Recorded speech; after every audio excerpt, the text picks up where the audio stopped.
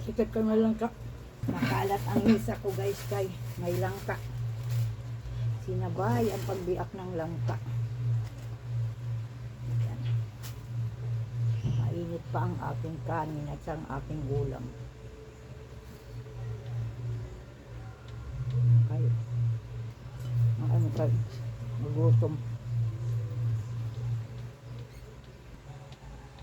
At kumain ng walang ipin.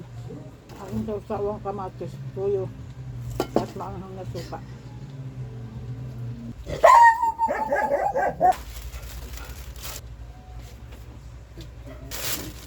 Nilang ako ice cream ng anak ko. Ay natutunay. Nain ko mga ice cream.